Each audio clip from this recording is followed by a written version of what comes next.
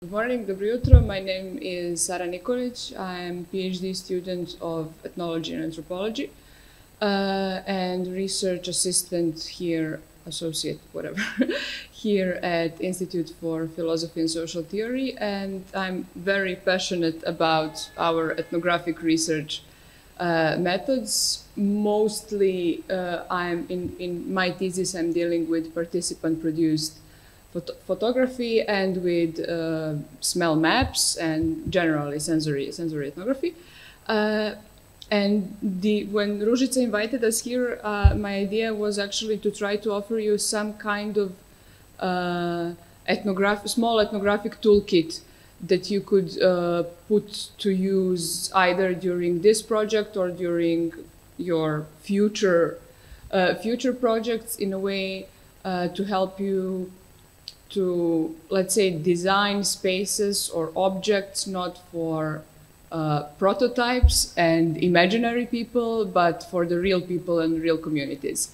And that's what we ethnographers do. We are spying on the real people, the way they live, what are they buying, what are they saying, how do they behave in the public space, and so on and so on. And so let's say that the okay.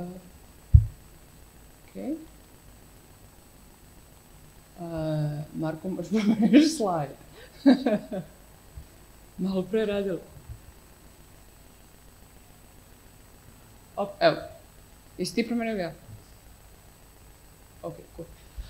So let's say that the outline of today's presentation would be something like this. I would try to tell you a little bit about various ethnographic methods that are simple and convenient for short-term focused researchers, such as ones that could be prior to the design process or reiterative and parallel to the design process. So just the term ethnography can be traced back to the ancient Greece, where ethnos meant foreign people and graphe meant writing. So basically the first ethnographies were travelogues or like reports from the Middle East or Asia and so on. And that description of a foreign society presupposes two things: that people who are engaged in writing ethnography must be mobile in order to have come in contact with some strange, new, other people and societies, and that they require some kind of media such as writing, drawing, taking images, making maps, or whatever, how to put that into some kind of document and artifact, and how to preserve that knowledge. The oldest ethnographies that we know of are coming from the ancient Greece. Herodot, the Greek historian, is considered to be a father of ethnography, and also often Muslim, let's say, scholars and merchants were writing about people that they encountered on their trips to sell their goods.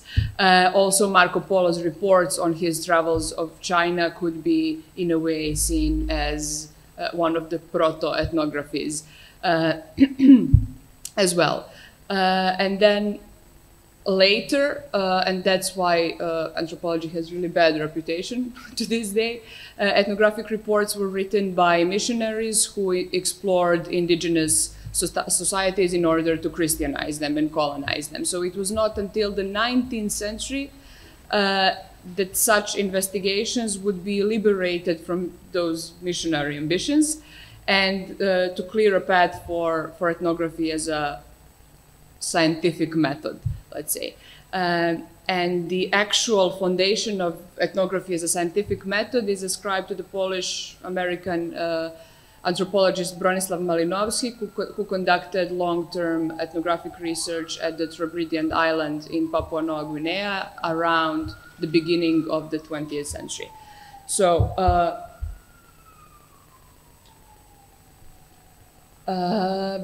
yeah, the ethnographic method was also developed around the same time in the early 20th century by the Chicago School of Sociology, which is very important. So although the encounter with the foreign and the other took place in the first ethnographies on other continents and other cultures, the Chicago School actually advocated that the foreign can be just next door. So Robert E. Park, one of the founders of Chicago School, said to his students what you can read here, which is basically that the part of making your hands dirty in research is going to the archive and dealing with the books, but making dirty the seat of your pants means go out there and sit with people, go to the slums, go to the luxury hotels and see how people live. So what Park is saying basically is that the next side of the street could lead to another world. And him and other members of the Chicago School understood that the metropolis as a kind of laboratory in which human behavior could be investigated is actually full of potential. And then during the 20th century, we had that, let's say, the change of paradigm when the ethnography came back home, when ethnographers stopped or felt guilt to explore colonies or former colonies and started to gain interest for their own cultures and their own homes, basically.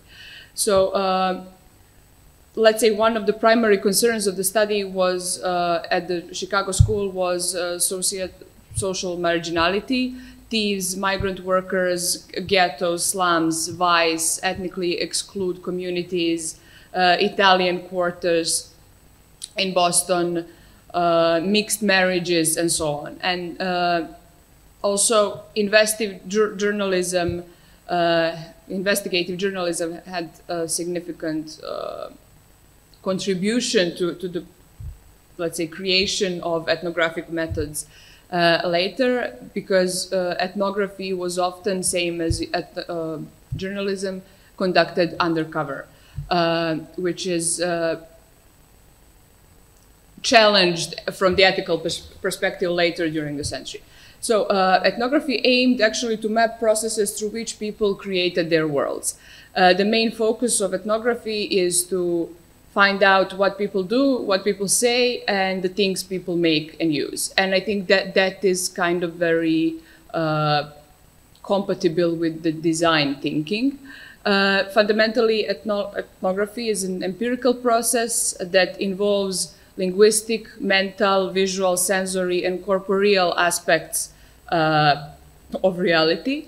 And to investigative ethnographically means collecting data by exposing ourselves, our own body, to unpredictable influences of the life worlds. So in her understanding of ethnography, Australian anthropologist Sara links the knowledge gained from the field with individual experience. And she defines ethnography as a process of creating and representing knowledge or ways of knowing that are based on ethnographers' own experience and the ways these intersect with persons, places, and things encountered during that process. When we are familiar with a life world, it is more challenging not to classify things a priori, but instead to observe the familiar with a kind of phenomenological gaze, to defamiliarize ourselves from the world as we know it, and to stay curious during the process of research, which can be very challenging, especially if you are doing kind of ethnography at home and you're very familiar with everything around you. So yeah, there are two big clusters of ethnographies. One of those are focused ethnographies, and the other ones are classical ethnographies. So classical ethnographies are those in tradition of anthropology and the Chicago School of Sociology that are long-term immersions in the field. They require openness, immersion, description of many various experiences. They are often hectic. They take a lot of time and a lot of energy from the researcher, and they bring you various kinds of data. But focused ethnographies are the ones that I think could be valuable to you. Those are ethnographies that are practiced in applied fields, such as architecture, business, marketing, human-computer interaction, and so on. So in contrast to these knowledge-oriented, big, monumental classical ethnographies, where you're going to Trobriand Island and writing a book about it, the goal of focused ethnography is in implementation of a new technology, a system, a design, an artifact, or a building in some kind of setting. And while classical ethnographies are intense in terms of time and experience, these focused ethnographies are very data intensive. Often some technical devices are used to gather detailed data from the specific life world within a relatively brief period of time. And accordingly, these data intensive approaches are also known as wired ethnographies.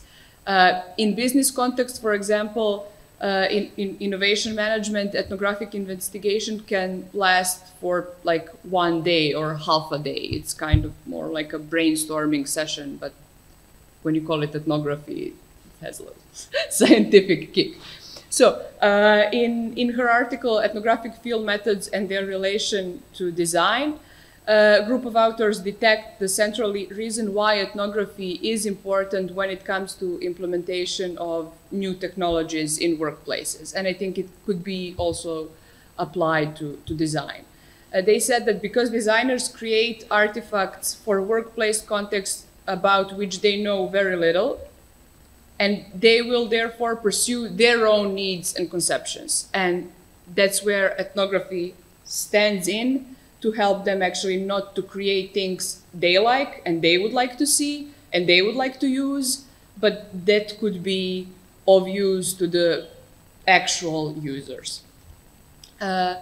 This accords with the notion of that user-centered design, which became a topic of discussion in the 80s, basically.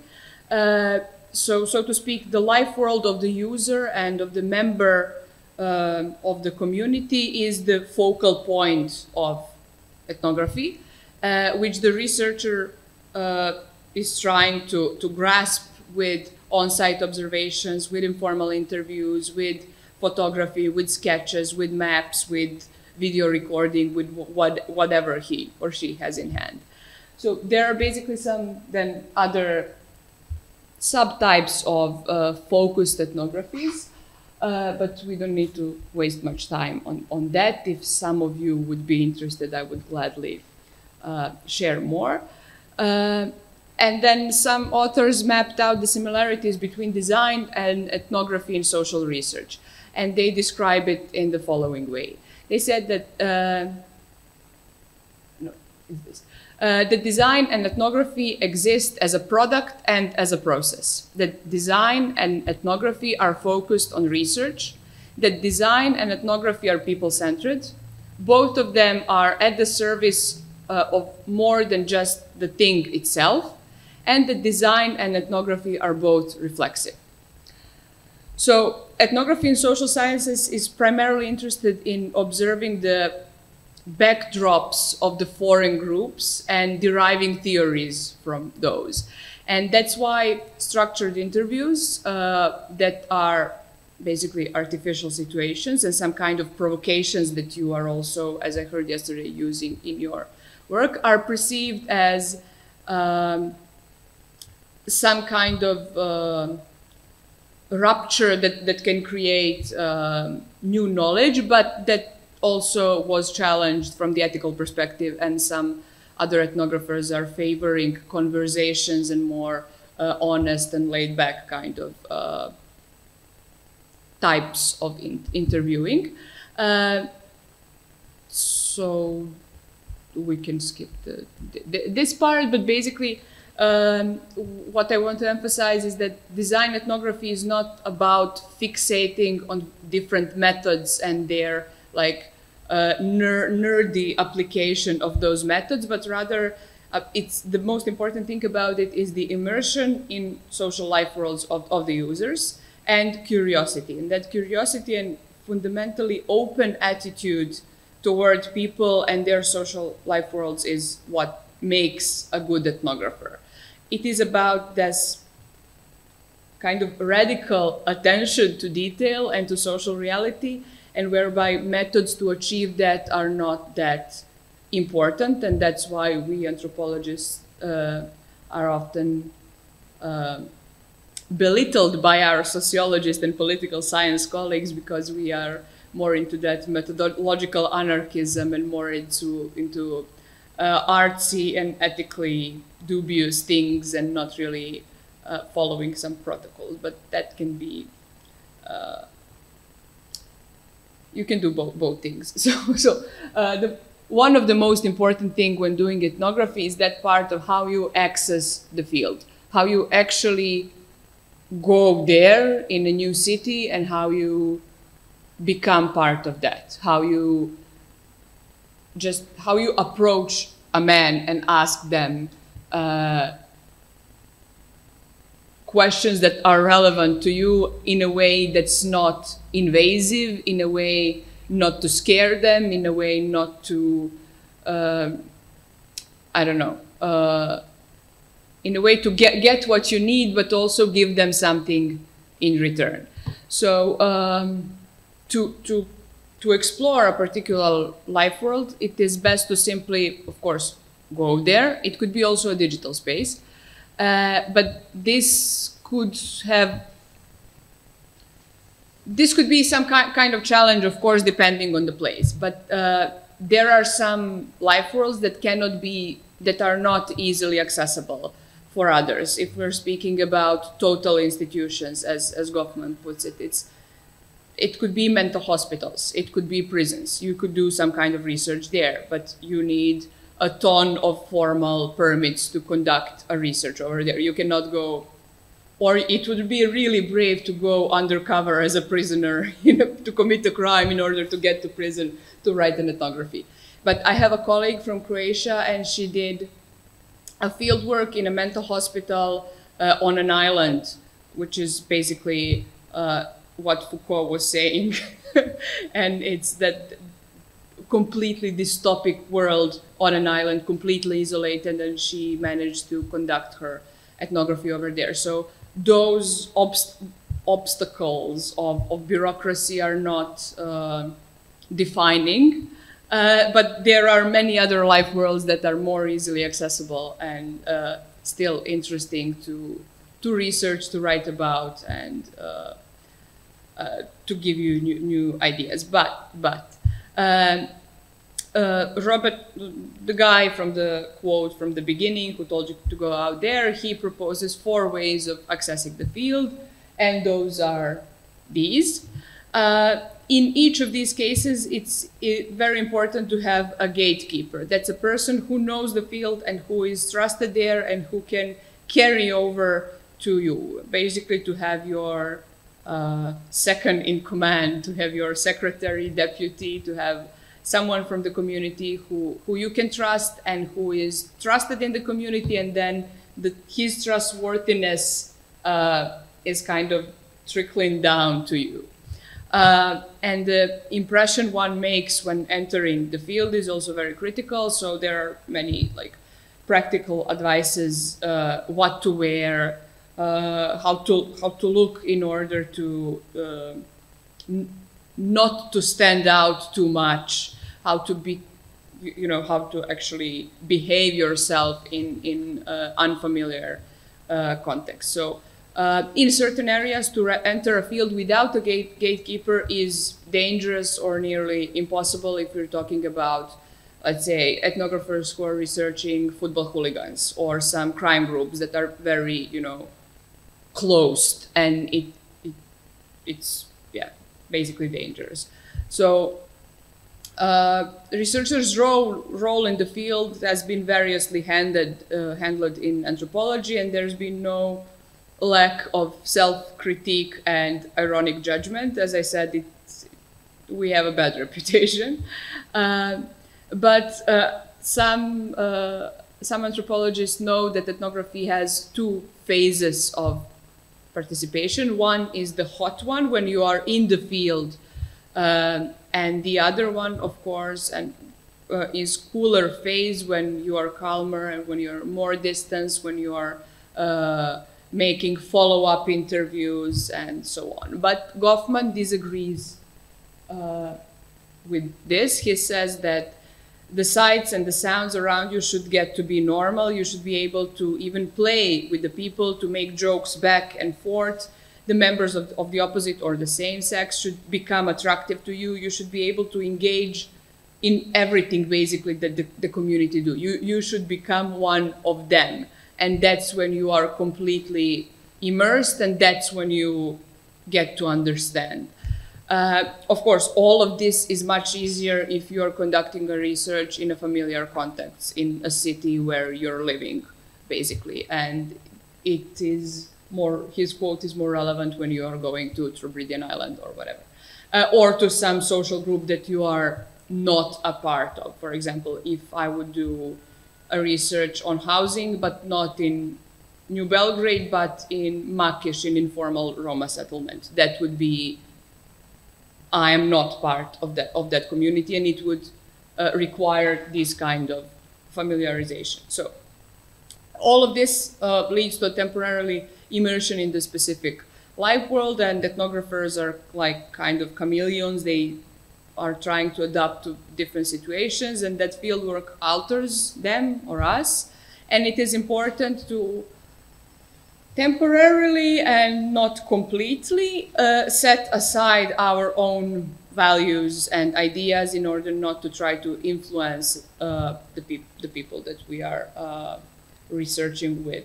But still, ethnographers should be open, curious, empathetic, adaptable, and ready to revise our own opinions, which is very important. In ethnography, there is no hypothesis that you're coming out and testing it. You are getting your research question or your hypothesis during the period of the fieldwork. You're not coming with ideas that you got from some book and then go to test it on people as if they were lab rats. Some anthropologists also advocate to taking people in the field seriously and not overwriting them with our own moral ideals. Because those who only judge and are not prepared to reconsider their own opinions are basically unsuitable for ethnographic work, because when we are studying people, it's their voice, it's their story, it's not our own, and we should find space and find a way how to include their voice and not to over-interpret it to fit in what we already had in our mind as an idea before we started the fieldwork. So yeah, practically one of the first and most important ethnographic tools is observations. And these observations are always intentional. We cannot see everything. Our biological makeup doesn't allow us to see world in 360. And even within our field vision, we only see a portion of the shared focus and the rest is unclear. So ethnographic observation is always based, as any other observation, is always based on some kind of selection. And seeing things is always a form of classification. So seeing is based on prior knowledge. We, people of today, when we see a railroad, a primitive man couldn't be able to see a railroad. He would see a mass of iron and some woods like this and something moving very fast, like a house on wheels, and some steam or something, and some cables or lianas up there, some kind of monster, but he wouldn't be able to see the railroad, because the railway is something that we know, and because we know it, we can see it, basically. And when we observe things ethnographically, we should attempt to set aside all of our acquired knowledge, because in this process we are trying to to see what the others see, which can be very tricky, but also kind of valuable ego exercise, I would say. We need to transform something very familiar and mundane into unfamiliar state by decomposing it, but treating it as something new, and for looking for some kind of connections of meaning that were unfamiliar to us before. And it's a long process, and you're learning it probably always, but I think that kind of thinking is something that designers often do too. And then we're going for the, okay, this is not my fieldwork, obviously, and now already this is some photo from my fieldwork. There's a recording device, and we're in the kitchen of one of my informants during the interview. So there are various kinds of interviews. The biggest two groups are qualitative, that are used in anthropology and ethnography, that are ethnographic, narrative interview, walk-along interview, which I often use, which is when you are actually not sitting at the table and acting like you were police, good cop and bad cop at the same time. But when you are actually, if I'm researching, let's say, one housing estate, I'm walking around it with my informants, and we are talking the questions that I prepared in advance, but in a setting that is familiar to them, where they can have more active role and to become, let's say, a tour guide through their own neighborhood, which kind of gives them more agency, and then they are more open to sharing valuable insights with you, and they will remember things on that way. And when you're just sitting in a bar and asking them questions, they can kind of close. And also it can be a drive-along interview if you're interviewing, I don't know, truck drivers and drive with them during a long routes, or taxi drivers or whatever, because that is a familiar setting to them. And if you want to learn about the culture of taxi drivers, it's logical to interview them in a cab while they're driving, and not to pull them out and put them in a setting that's unfamiliar to them. So basically, when situations are not very conclusive on the basis of observations, interviews and conversations are used for further clarification. And then the interviews basically arose during the 19th century in the context of journalism again. There were some crime beat reports in the United States working and then those reporters were working on some kind of stories, and they begin to orient themselves on police interrogation and incorporated quotations from interrogations into their texts. And that's how interviewing as a method of social sciences came in and became established in the 19th century. And then in these question-answer situations, there is always assumption that there is disparity in knowledge. If we were equal in knowledge, there would be no need to ask any questions. And then social science interviews are artificial situations that do not exist in everyday communication. It's the interview is more similar to a confession, to a psychoanalytic talk therapy, or to police interrogation. And that's why contemporary ethnography and anthropology is trying to find ways to conduct interviews in a more humane and equal way. So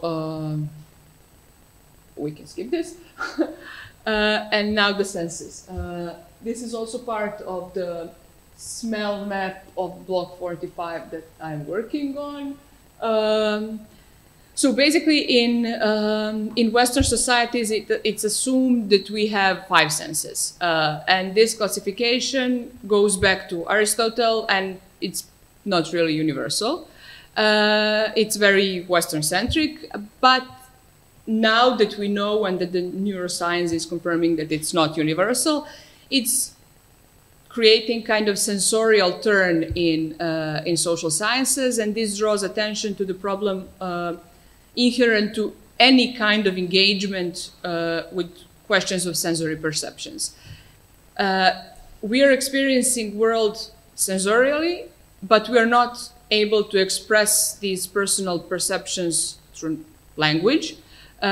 For the smell, that's particularly interesting for me, we lack vocabulary. In basically every Western language, we have lame vocabulary to express smells. And there are many reasons for that, because it's considered to be primitive, because it's the part of the brain that is in charge of smell is really far apart from the part of the brain that's in charge for language. So there are various cultural and neurological explanations why we don't know how to speak about smells. We know how to speak about smell if we are speaking about the source of the smell, like this apple pie. We know how to speak about smell when we are speaking about the memory the smell evokes, and we know how to speak about the smell when we borrow vocabulary from the other senses. Usually it's the taste. And we also cannot record the smell. And because it's so tricky, it's very important and very challenging for me to deal with the urban smellscapes. And also because, I don't know, so in the beginning of these sensorial studies, much of the emphasis was put on the individual sensorial experience, and as an anarchist and anthropologist, it's very important for me to actually put emphasis on the collective experience of the smell, that if something smells bad in the city, it doesn't smell bad for me or for you, it smells bad for everyone.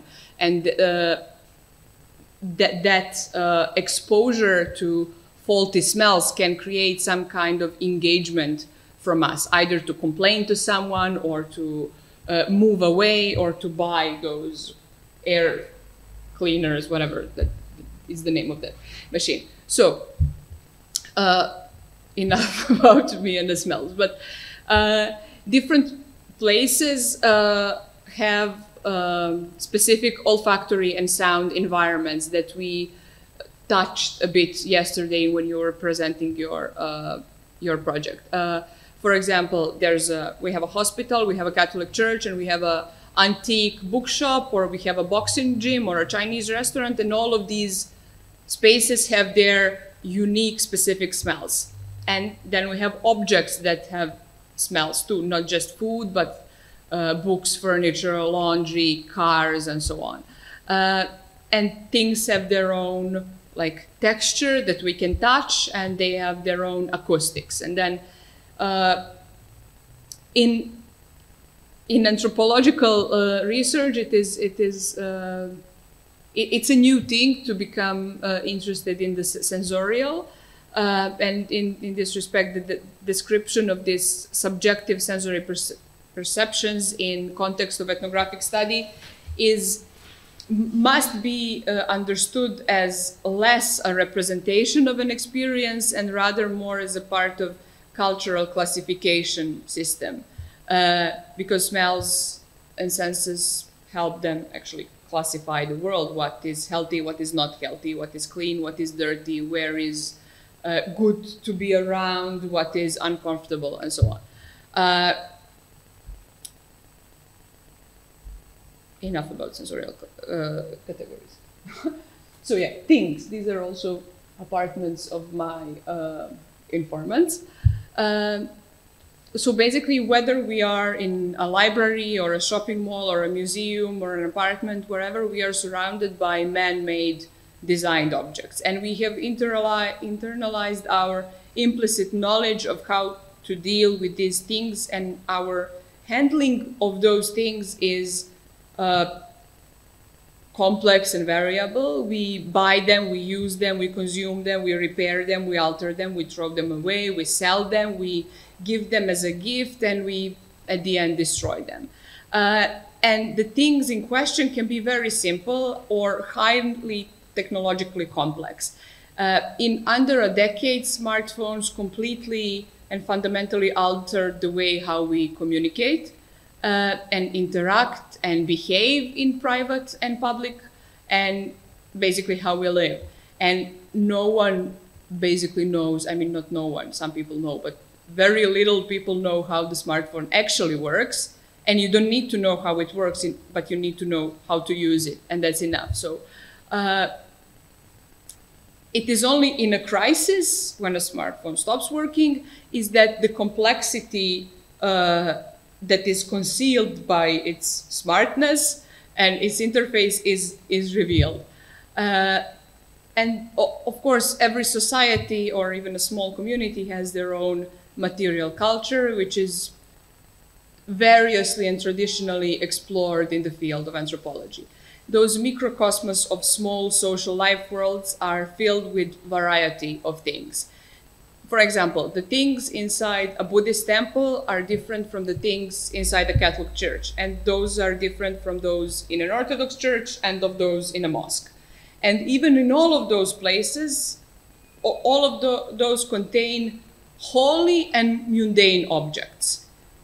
And then you have, let's say, a kung fu gym and a boxing gym. And then you have similar but different objects inside them. Or a Korean restaurant and, I don't know, Italian restaurant. You have things related to food, but are different. And bathroom and kitchen in our home, or the living room and the bedroom, there are different things that belong in different rooms.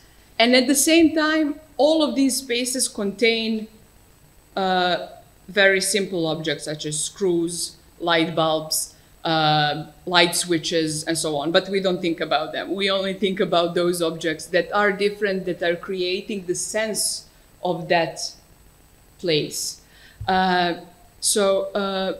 Also, we own some things that have a particular meaning for us and for others, of which we don't really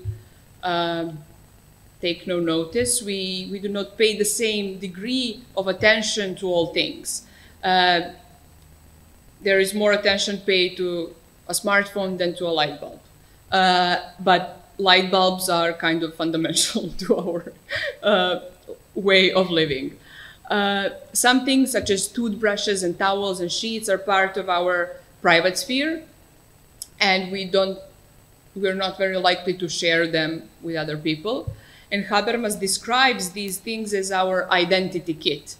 And living spaces contain collections of personal things that manifest a certain lifestyle and individuality. And when you were talking about living rooms yesterday, I was thinking about these things that make a living room, these identity kits and these private collections and those small displays of our identity that are part of our living rooms, because living rooms are the most public of all rooms in our homes. None of these rooms is a living room. And yeah, we also have some, the Habermas calls the living room the storehouse and performative organ of oneself. And we own things that have a special emotional significance because of their biographical connections. Those are so-called memory objects or evocative objects. This can include something that we inherited from our grandmother, or a souvenir that will embody extraordinary experience and evoke temporally or geographically distant perspective. We value emotionally, or what we value emotionally is dependent not just on its, of course, economic value, but also on the habitus and the cultural milieu in which we move, of our age, of our historical era in which we live, of our class, gender, race, and so on. And at the same time, our personal relationships to things cannot be explained by sociological factors alone, because these relationships sometimes are very highly individual and personal. And all of those things are designed, produced, adapted, and further developed and appropriated for different purposes. For example, it is what it's called non-intentional design. It's when you put, well, like pencils in a coffee mug that is not designed to that, but that's the way you intend to use it. And also objects can be used as markers to reserve a place on a beach. If you put, I don't know, a towel on a chair, on a lounge chair at the beach, it's yours. It's that then the towel is not just a towel. You're marking the place, or I don't know, a drink in front of a chair in a bar, and so on. So the idea is that all people practice design in their own way, and all people have some kind of design thinking. It's just our quest to research that and get to learn from each other, basically. The next method are the field notes, and it's super complicated. There are various theories on how to take field notes. We make decisions that are part conscious, part completely intuitive, and then when to take notes, so what to write down.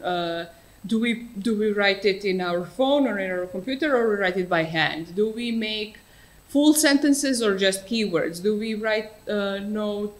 Does it actually writing field notes, does it mean to translate observation in text, or is it something completely else? So is it a translation or a construction of something completely new? And why do we take notes when we can simply take photos or film the situations with our phones now? So to begin with, it's important to recognize that working with visual data is fundamentally different than taking notes.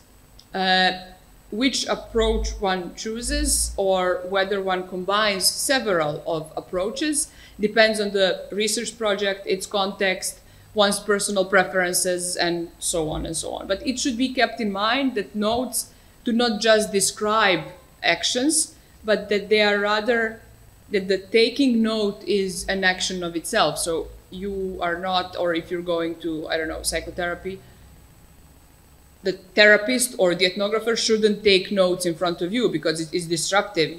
It breaks your flow. You then focus on something that they write down. What did I just said? Why is that relevant? Did I make some mistake? So write notes as soon as possible, but when you're away from your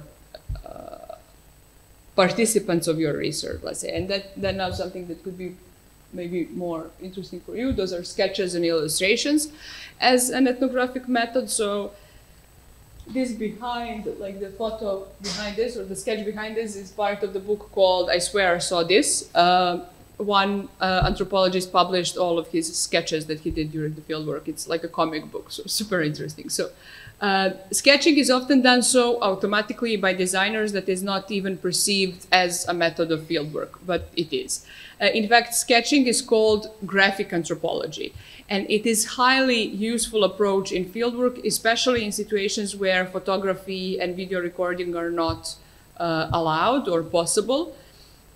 And sketching has various practical, let's say, advantages. First, it's cheaper than a camera. Second, in contrast to electronic media, it leads to more relaxed form of observation. When you're sitting in a park, you can sketch in your notebook, but if you try taking photos, you're disrupting someone else's reality and endangering their privacy, and so on and so on. Third, it's, as I said, less intrusive than photography and filming. And fourth, it can lead you to interesting conversation and new kinds of forms of encounters in the field. As author of this book says, photography is a taking and the drawing is a making. So this active element of sketching that has an interpretative layer also leads to more sensitivity and openness in perception, and sketching and drawing can be made by researchers themselves or as a participatory approach where when we, in certain fields or in certain research project, we give tasks to our research participants for them to sketch out something and to see how they perceive some social situations or a space or something else. And by analyzing and elicitating from their sketches, we can learn a lot. If they take a sketch that's I don't know, very dark, you could already see that they don't really enjoy that space. Or if they pay attention to details, it could mean that that place has a very significant and personal value for them, and so on. And then we have photography and video. These are also some photos from my fieldwork.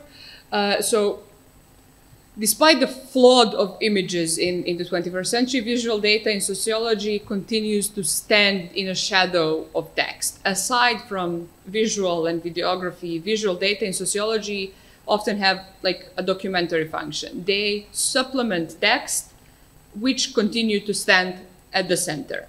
And anthropology is more open to images than sociology because it has long since developed, there's a whole branch of visual anthropology and the tradition of the visual, and even the Malinowski took photos in the 1910s at the Trobridian Islands during his investigations. And as advances in technological reproduction in the late 19th century allowed photography to enter into print media, this went along with the new faith in objectivity. At the time, the photograph was considered the reflection of reality, in contrast to the text in which author formed the events through the narrative.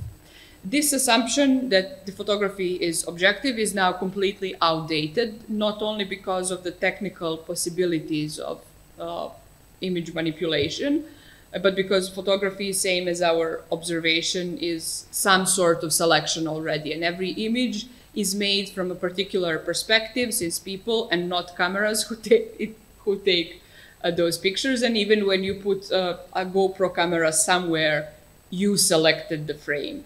And then there is arbitrary component that always manifests through any kind of visual representation. And then photos are considered to be subjectively reshaped by photographer, and then they are not objective representation, but that doesn't by any chance means that they are not relevant, or I don't really believe in objectivity as such in any kind of scientific method.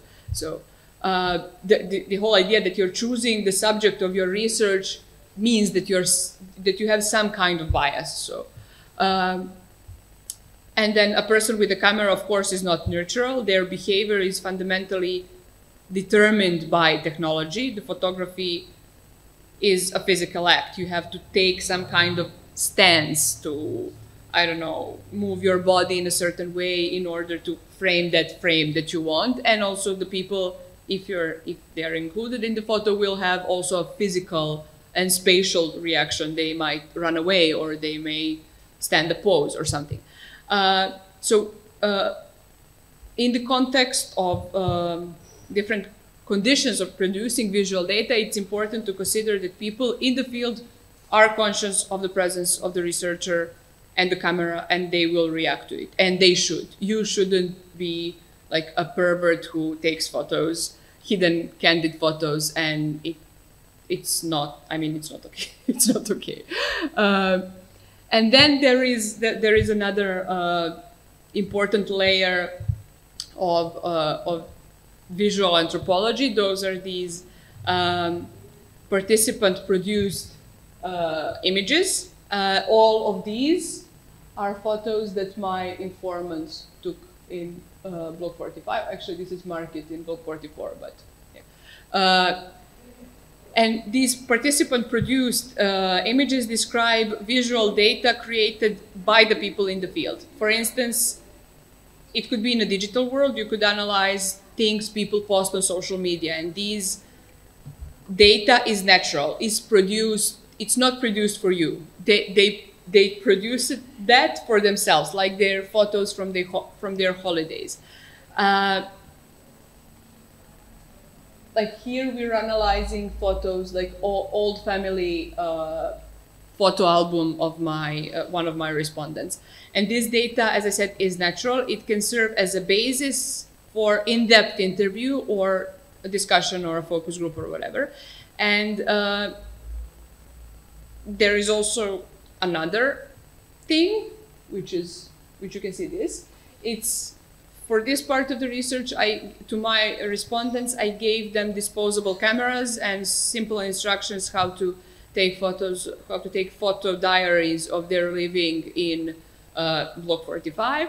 And then, even though I'm physically absent when they produce these photos, I'm kind of part of the briefing process, and then we get together and analyze the pictures, and that is when it's called photo elicitations, where pictures are not simply analyzed by me as a researcher, but they function as a basis for the interview. I don't have clear questions, but questions arise while we look at the photos together and analyze them together. And this method was developed in the 1950s,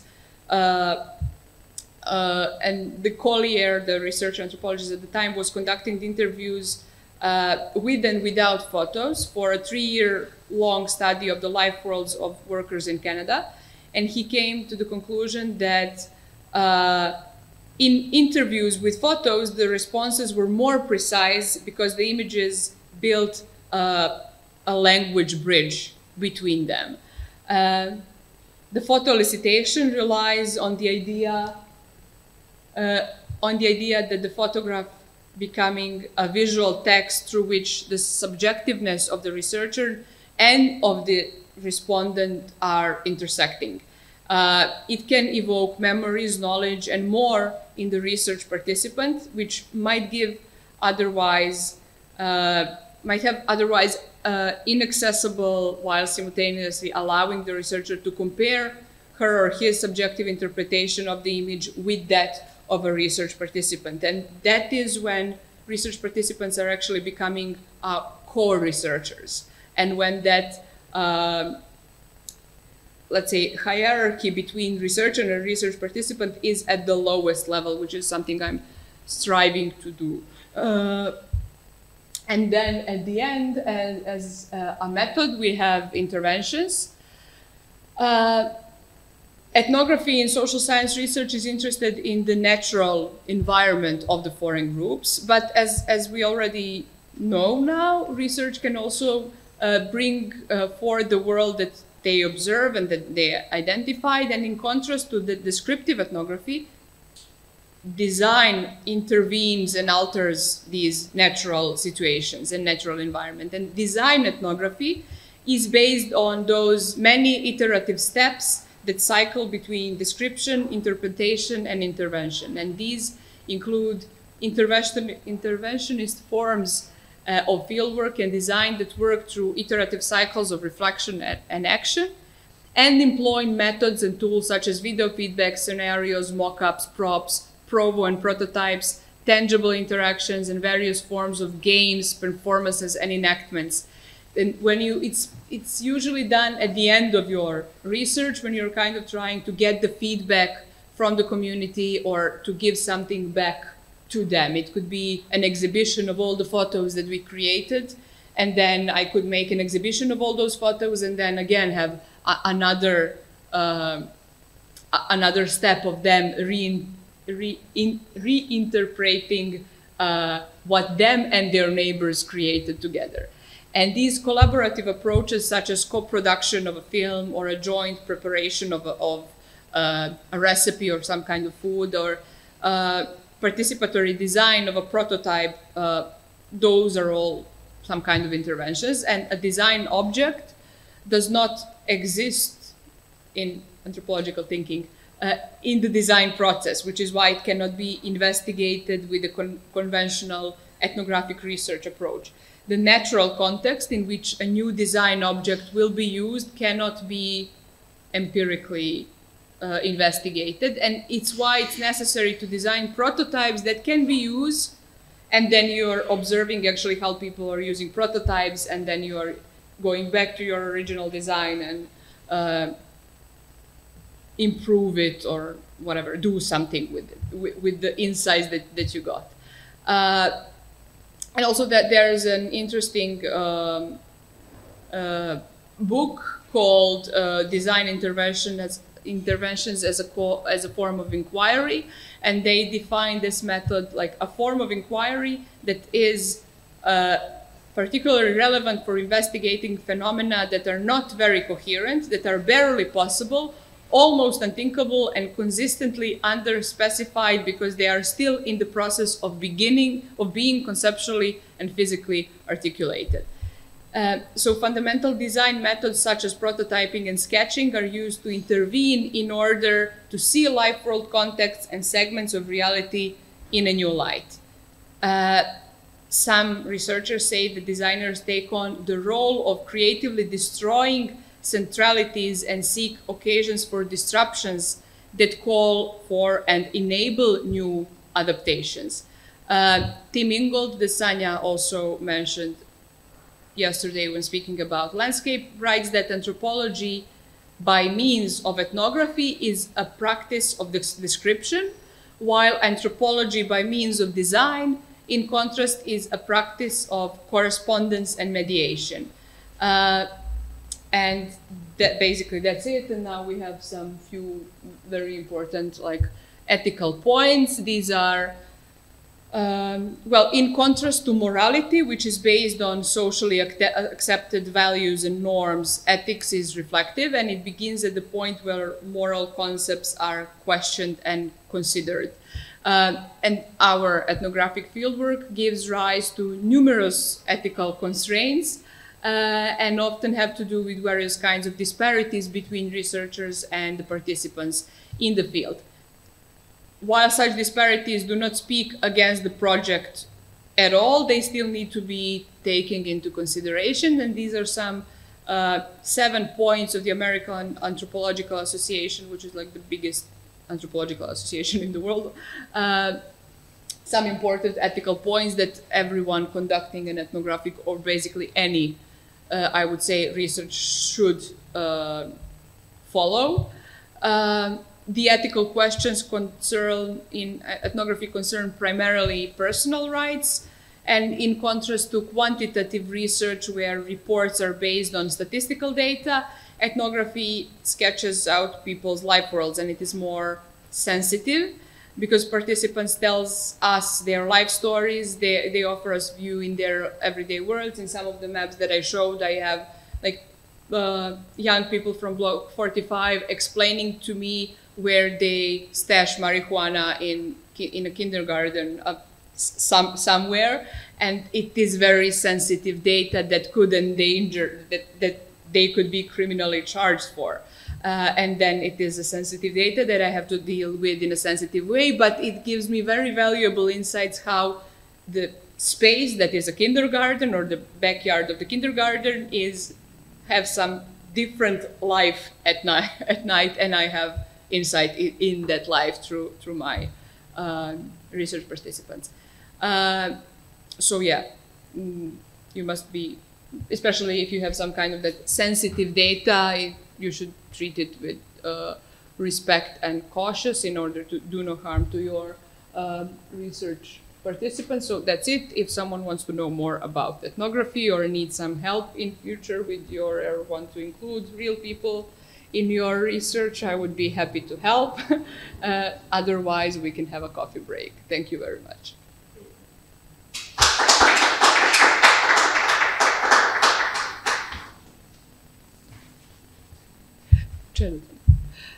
So, do you have any questions, or you want to go back to makerspace? Just one quick thing about, because, well, I think we are starting to have certain type of relation with architects. I must say that many of my anthropologist colleagues have husbands architects, and it's a like anthropological ethnographic marriage is something, and relationships of something that I heard of very frequently. But that's something really, I think it's for the future, a very good thing. But still, there is something we need to figure out.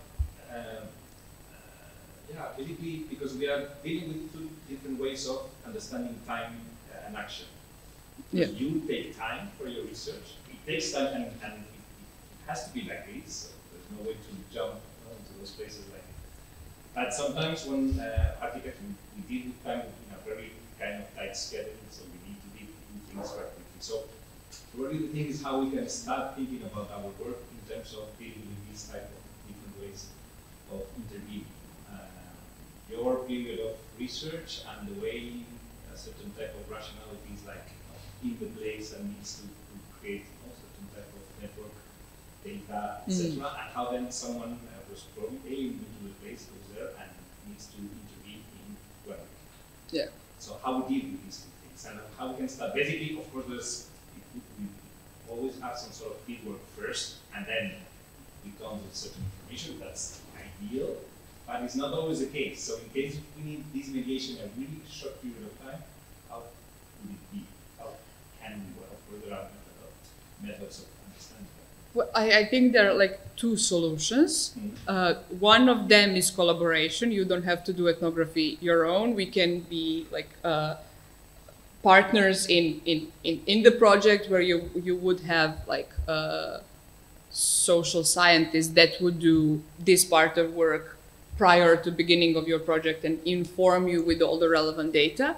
And the other possibility, I would say, would be to basically like slowly try to challenge what the project deadlines in a way to plan in advance to, if you have 7 days, dedicate the first day to this. And the ethnographic fieldwork, if we're speaking about some small scale interventions such as these, could be done in 1 day. Just spend 1 day in that park, make some sketches, talk to a few people. You don't have to conduct interview that is 2.5 hours long. You can just speak with 2 or 3 dog walkers, one mother with the baby in a crib, and in the afternoon, 2 guys drinking beers and smoking pot, and you will have 3 different perspectives about that space that you didn't have in that morning when you came with just your idea what you would like to see there, what would look good, and what would someone pay for. So yeah, it's a way of doing it, of course, because usually what we do, if we are designers, is dealing with our intuition. Basically. Yeah. And the vibes and you are open and channeling things properly, things come quite spontaneously. Yeah, but I think that someone... But that's part of your thought in terms of, well, of course, like the first landing there with your open mind and how you... It can spark your intuition. And, yeah, it doesn't have to limit it. It can spark it.